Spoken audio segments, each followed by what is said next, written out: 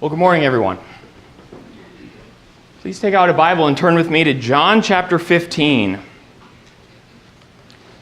John in chapter 15, we're going to begin our lesson as usual by talking about something that Jesus said. And in the context here, Jesus is imparting some wisdom to his disciples not very long before he will be taken away to be crucified.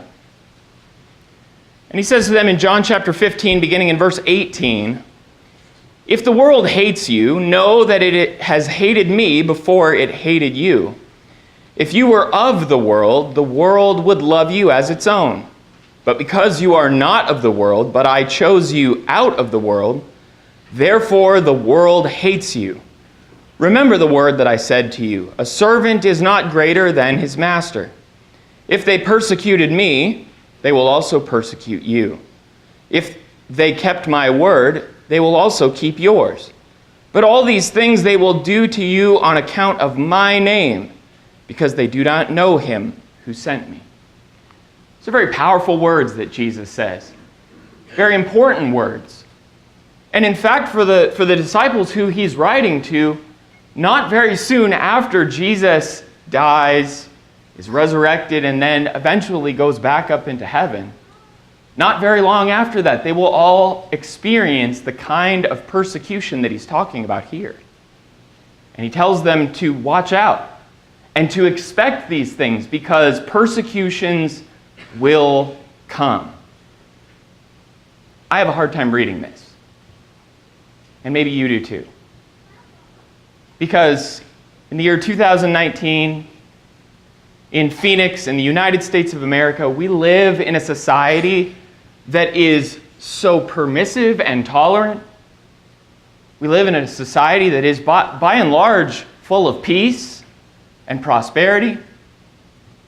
We do not experience the kind of persecution that the early church experienced. You and I have never faced having somebody bust down our door, take our children and our wives, our loved ones, our family members, take them away to prison for their beliefs. You and I have probably never sat in handcuffs in a jail cell singing hymns of praise to God because of our beliefs. You and I have probably never been faced with public stoning and death for our beliefs. And I have a hard time sometimes reading verses like this because I look back to the persecution that existed back then, and I don't see any of that in my own life. Now, granted, there are probably places throughout this world where this does exist. And this might be a very different message for those kinds of people. But for me, and I think probably for you, I read this and I say, we have it very good. We have it very easy today. And we don't experience these kinds of things. But what I wonder is, can we today, in the 21st century, here in the United States of America, can we look back to the persecutions that did exist back here during Jesus' time and during the disciples' time? Can we look back to these persecutions that they faced and learn something from it for ourselves today? Before we get into the lesson, I want to consider the life of Paul. You're all familiar, hopefully, with the life of Paul. Before he came to the Lord, his name was Saul, and he was a persecutor of the church. He was a Jew of Jews. He was a Pharisee of Pharisees, and he persecuted the church with all of his might, believing he was doing God's will. And on that fateful day when he was traveling to Damascus to take away many Christians and bring them back to Jerusalem, to put them in jail, he saw the light, literally. He heard the voice from heaven, and he changed. He repented. He was baptized. He changed everything about his mission in life, and it was focused now solely on Jesus and spreading the gospel. And he did that. He spread the gospel throughout all of the Gentiles. He spread the gospel to many Jews. He went on 3 very extensive preaching trips in which he brought the message and established churches and encouraged them along the way. And then eventually, after many years, he went back to Jerusalem knowing full well that he was going to be taken into captivity, that he was going to be taken to prison. But he went. And he stood before the Jews, and he condemned them of their sins, and they took him away.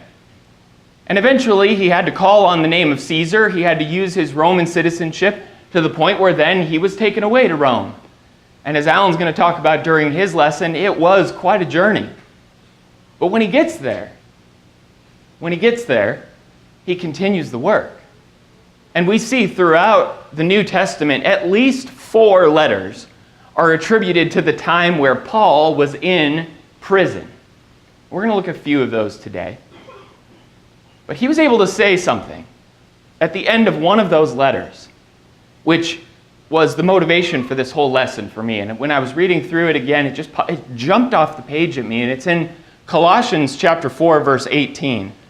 The summary, after everything that he said in the first 3, almost 4 whole chapters of Colossians, he says this: remember my chains.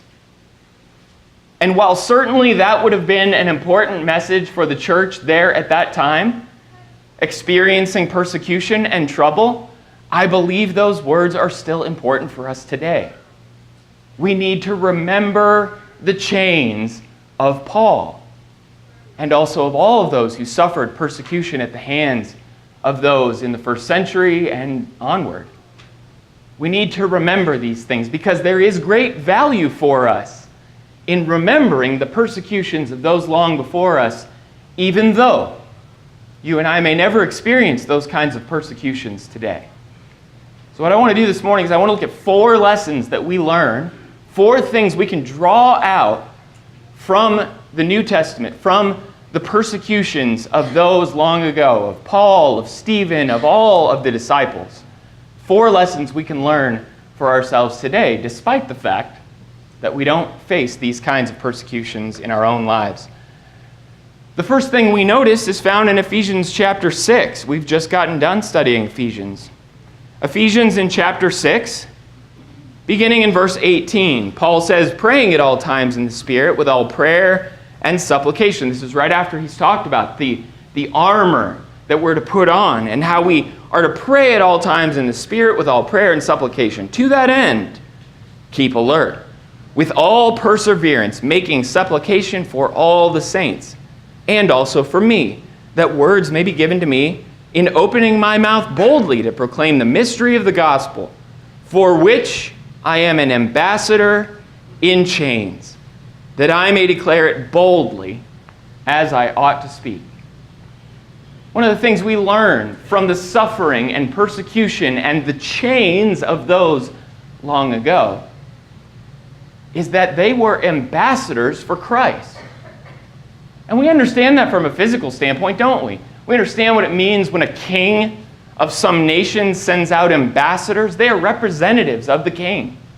They're speaking on behalf of the king, or in the name of the king, or by the authority of the king. And Paul is an ambassador in chains. He's an ambassador in chains. And when you go back to John 15, when Jesus says, if they hated me, they're going to hate you, you can understand why he's an ambassador in chains. Because he's speaking in the name of the Lord. He's speaking the truth to people. And they didn't accept Jesus, and they weren't going to accept Paul. When we think about the chains of Paul and all of those disciples long ago, know that they were ambassadors for Christ. They were representatives for Christ. And by extension, what I think it means for us today is when we embark on the same activity, the same work, when we go out into the world and take the message of the gospel to a lost and dying world, who are we? We're ambassadors. We're ambassadors of Christ. That is an amazing, amazing responsibility, isn't it? That's an amazing responsibility. You are speaking on behalf of Christ. You are doing his will in this world. You're working for him. And just like those long ago who worked for the Lord and were persecuted for it, we too today have to work for the Lord.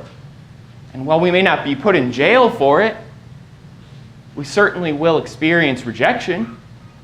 We certainly will experience people making fun of us, calling us all sorts of names. And no, that is not even on the same scale as what they dealt with back then, but we share a part in the work of people like Paul and the apostles and all the disciples who spread the good news. You share in that work by being ambassadors along with them. And not only do you share in their work, but if you'll go back and remember from Acts chapter 9, do you remember what Paul heard, or Saul, as he was called at that time? You remember what he heard while he was on that road? Saul, Saul, why are you persecuting me? And then Jesus says, this is Jesus, whom you are persecuting. Now hold on. Remember your Bible chronology here. Remember the timeline here. Jesus had died, he rose again, and he had ascended many, many months, weeks, I don't know how long it was specifically, but a long time had passed. How was Saul persecuting Jesus? Well, Saul wasn't persecuting Jesus. Saul was persecuting Christians. And what Jesus is saying here is when you persecute Christians, when you put Christians under trial and tribulation and you make them suffer, you are making me suffer, is what Jesus is saying. Goes back to Matthew 25 in the picture of the judgment. When you give one of these little ones a cup of cold water in my name, you're doing it to me. If you're persecuting Christians, Jesus says, you're doing it to me. And so what we also see from this is that not only are we ambassadors to the King, but the King feels so close to us when we do his will and work in his name. He feels so close to us that it is as if someone is persecuting Jesus himself. Jesus takes it personally when someone persecutes you and puts you in chains and makes you go through trial. He felt it that way back then, and he still feels it today. It's a great lesson to learn, a great faith builder, knowing that we can lean on the strengths of those long before us, but we can also lean on the strength of Jesus who stands beside us in our work. And when we are rejected, take heart that Jesus is there, and he takes it personally. But we also understand not only are we ambassadors to the King, but we have a certain opportunity to have sympathy for the saints. Let's look at the book of Hebrews. We're going to look at Hebrews a couple of times here this morning, but Hebrews in chapter 13, the Hebrew writer here says in verse 3, remember those who are in prison as though in prison with them, and those who are mistreated, since you also are in the body. One of the great things about remembering the chains of those who have gone on long before us is that we can put ourselves in their shoes. We can put ourselves in their situation. Remember those who are in prison as if you yourself are in prison. And so when I read the stories of Paul as he's in prison, as I read the stories of his disciples who were thrown into prison, I can put myself in their shoes. Even though I may never experience that, I can put myself in their shoes and understand what kind of confidence it must have taken, what kind of courage it must have taken for them to do those kinds of things. Have sympathy for them and put yourself in their position, feel the way that they felt. And that is one of the great blessings of reading through the New Testament, is we can sympathize, we can empathize with those people who suffered at the hands of the evil and the unjust. You and I can relate to them. And that's what we're called to do. But not only can we relate to those long ago, but we also need to relate to each other. We also need to relate to each other when we go through various difficulties, various trials. Because yes, we all go through things. And I don't mean it at all to diminish your suffering and the things you've gone through. We all go through things. And we should stand beside each other, as Paul says in 1 Corinthians chapter 12 and verse 26. He says, if one member suffers, all suffer together. If one member is honored, all rejoice together. And what a great blessing we have in the church. You are not alone. You are never alone in your suffering and your trial and the difficulties you're going through. Whether it's at the hands of someone else or whether it's at the hands of some situation you just can't control, like your health or your family or something else. Whatever you're going through, we as the church, as a united body of Christ, are here for you. Just like Jesus takes it personally when his people are afflicted, we all take it personally when each other goes through trials and difficulty. And I hope you feel that here. I hope you see that here. And I hope you're the kind of person who looks out for opportunities when you see a brother suffering, when you see a sister going through difficult times, that you can sympathize with them and connect with them and suffer along with them. We remember the chains of those long ago and we put ourselves in their shoes, but we need to be willing to look across the aisle at our brothers and sisters who are suffering and going through various difficulties as well. And I believe that is one of the great blessings we have in the church, because you are not alone. You are not blazing your own trail to heaven by yourself. You have us to lean on, and we are here to lean on you as well. And that is what the church was always designed to do. But not only are we ambassadors, not only do we have sympathy for one another, but it's not hopeless when we go through trials. It's not failure when we go through trials. And you might think it was. You might think that we've lost, but we haven't lost. And I remember the story of Stephen, and I talked about this in a lesson not very long ago about the scattering. You remember Stephen, as he was taken outside the city and stoned, and he died. One of the first great acts of offense by the Jews toward the church after it had been established. And there Stephen is lying there dead. And what happens? The effort does not end. In fact, it grows from that point. The church at that point was scattered across the ends of the earth, and the church grew and grew and grew. You can see God's hand in that so many times. So many examples, even in the Old Testament, when you look at people like Joseph, when you look at people like Daniel, as we're going to study about here in a few weeks. You look at these people who faced various trials and difficulties, and they could have become so depressed and down because of it, but they didn't see God's hand working, and God's hand was working.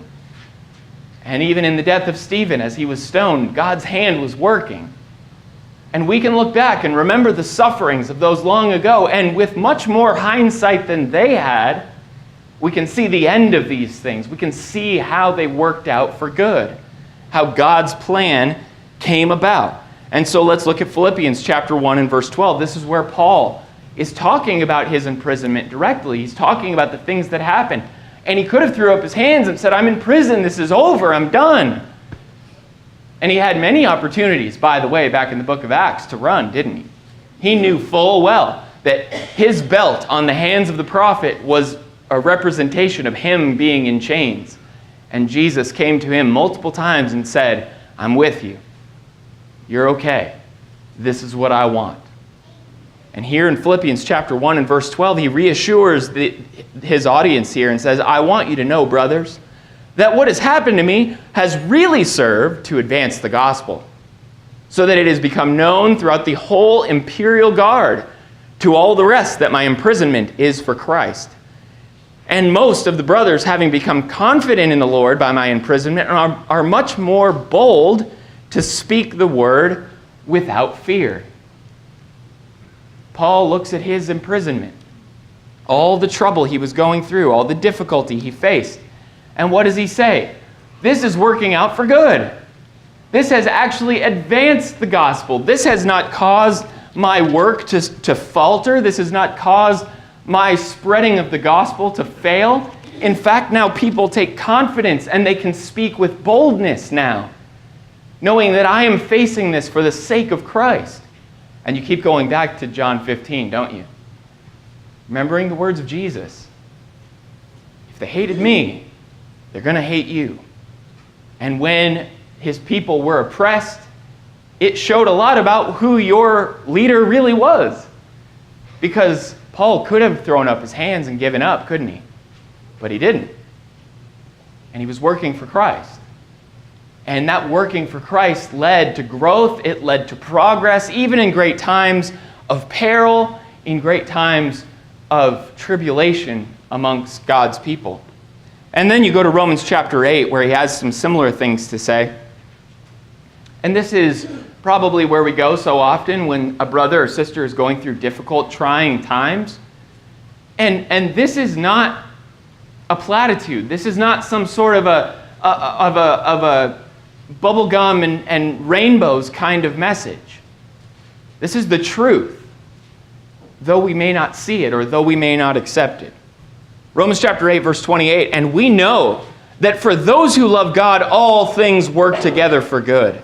How many things work together for good?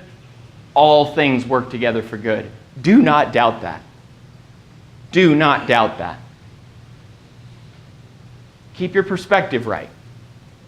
And he goes on to say, for those who are called according to his purpose. If you are called according to the purpose of the Lord, no matter what you go through, no matter what difficulty you face on this earth, you can still make progress for the gospel. The Lord can still use you to make progress in his kingdom. And haven't we seen that even in our lives so many times? Yes, we see that in hindsight looking back to the apostles. We see that in hindsight looking back to Stephen as he was stoned. We can see there, obviously, the gospel continued. And as Paul said in Philippians, the gospel is advancing. But can't you see that even in the lives of some of those who you know today who've gone through trial? You know that brother or sister who's facing some terminal diagnosis, who keeps their heads up, who gets to work, and no matter what happens, is positive and uplifting and encouraging and is a valuable, vital member of the work in whatever ways they can be. You've seen that. I know you have. And when we look to those kinds of people, we can see that despite their weakness, there is great strength in following Jesus, in continuing to advance the gospel. You don't have to give up. You don't have to throw up your hands and say, I quit because this isn't working. No matter what you go through, look back to the chains of those long ago and have confidence that all things will work together for good if you love him and if you're called according to his purpose. Again, that's not a platitude. That's real life. And that's the message from God for us all, to keep your heads high. And don't let the troubles of this world get you down, because they shouldn't. And God is continuing to work. And so finally, not only are we ambassadors, not only do we have a certain amount of sympathy, not only do we see progress in times of great peril and difficulty, but times of trouble and remembering the chains of those long ago help keep our perspective on our promised possession, and that is heaven. Let's look at the book of Hebrews in chapter 10. Hebrews in chapter 10, as you'll all remember, the Hebrew Christians were tempted to go back to the old law. They had had enough. They were done following Jesus. And the Hebrew writer here is pleading with them, begging them, do not go back to the old law. There is nothing for you there. Don't give up. Don't lose heart. And he says, he reminds them of the trouble that they had previously faced. Let's look at Hebrews chapter 10, verse 32. But recall the former days when after you were enlightened, you endured a hard struggle with sufferings, sometimes being publicly exposed to reproach and affliction, and sometimes being partners with those who were so treated. Now I want you to stop right there for just a second. I find this really interesting because he's apparently telling them that you're not currently facing difficulty like you did when you first came to Christ. Now here I am in the year 2019, and I am not facing great difficulty. Maybe I never have, to the extent that they did back then. But not even they were experiencing the same kind of difficulty that they used to, and that's what the Hebrew writer is saying. There was a season in which you experienced great trial. Remember that season. And by the way, maybe it didn't happen to you directly. Maybe it was somebody who you knew that it was happening to. He says, suffering along with those who suffer. This same kind of picture that we just talked about a little bit ago, but maybe the persecution didn't happen to you. Maybe it happened to somebody that you knew. But it happened when you came to Christ, and it appears like it's not as bad now as it used to be. But he says, recall the former days. And if you could summarize this whole lesson, that's really what this is all about. Recall, remember, put in your mind the sufferings of others. Remember when we suffered as Christians. Remember when these things happened. And then he goes on in verse 34, for you had compassion on those in prison, and you joyfully accepted the plundering of your property, since you knew that you yourselves had a better possession and an abiding one.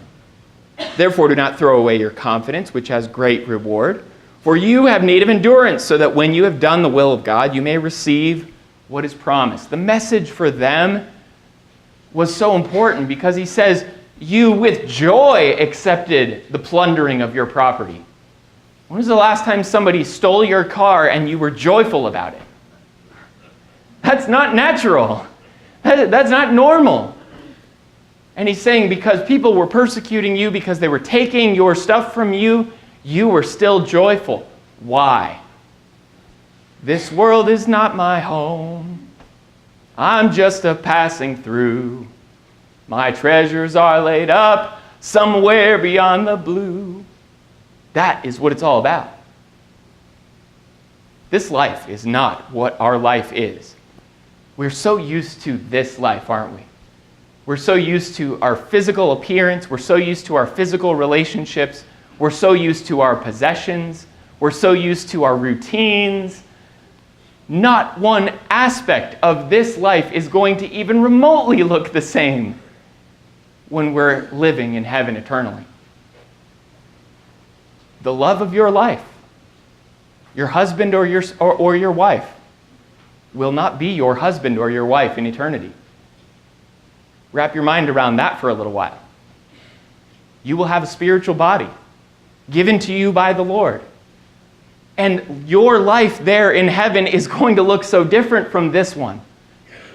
And so these momentary light afflictions that we suffer, while we're just passing through, as sojourners and pilgrims,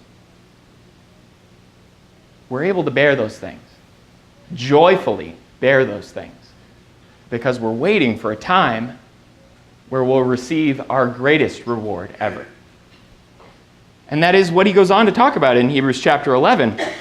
What I find really interesting here is as we are talking about remembering the faith and the faithfulness and the sufferings of those long ago, you know what the Hebrew writer did? He did the same thing. The Hebrew writer is preaching the same lesson that I'm preaching this morning, although he's talking to the first century Christians and telling them to look back in their past to a man named Moses. And Hebrews chapter 11, verse 24, he reminds them, by faith, Moses, when he was grown up, refused to be called the son of Pharaoh's daughter, choosing rather to be mistreated with the people of God than to enjoy the fleeting pleasures of sin. What are they? They're fleeting. They're passing. Rather to enjoy the fleeting pleasures of sin, he considered the reproach of Christ greater wealth than the treasures of Egypt, for he was looking for the reward.